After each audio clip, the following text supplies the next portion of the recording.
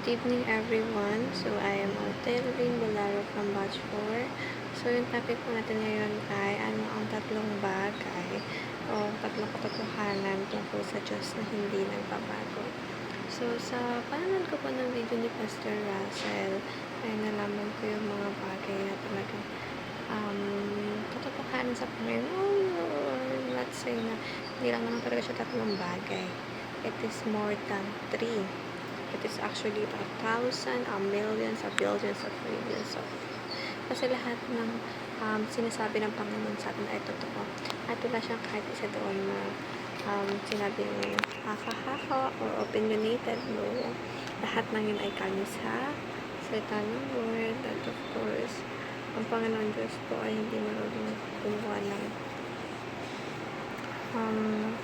basta-basta lang.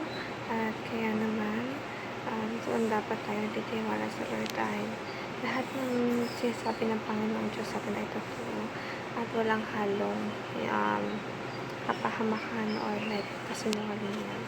So, ayun, lagi natin panghawakan. So, dahil nga sabi sa teachings ni Pastor Russell na God is good every day. Lahat ng bagay, bawat oras, minuto, segundo, ay talaga naman napakabuti ng Panginoon sa buhay natin. Lagi niya tayong protektahan, lagi niya tayong ginagay sa lahat ng bagay na tinatahak ng buhay natin. Kaya naman,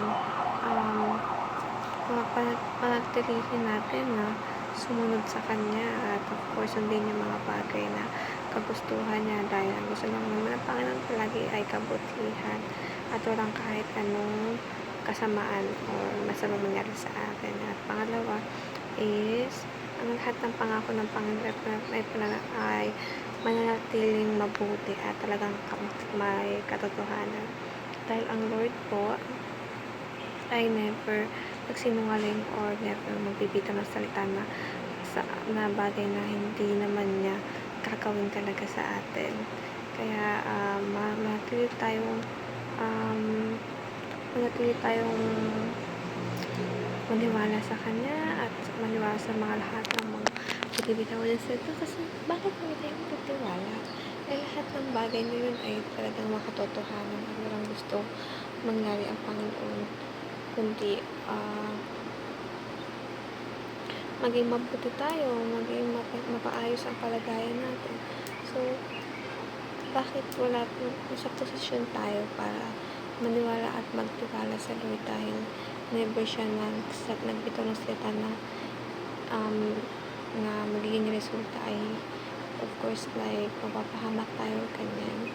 Kaya naman lagi tayong tinuturuan o lagi tayong sinasabihan ng Lord na palagi lang tayong manampalataya sa Kanya at siya na ang gagawa ng pangkalahatan sa buhay natin.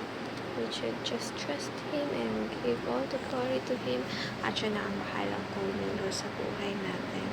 Kaya naman magpatuloy tayo sa pagsaserve sa Kanya ng sa ganun, mabalik natin yung mga papuri at pasamba na deserve talaga ng ating Panginoong Diyos.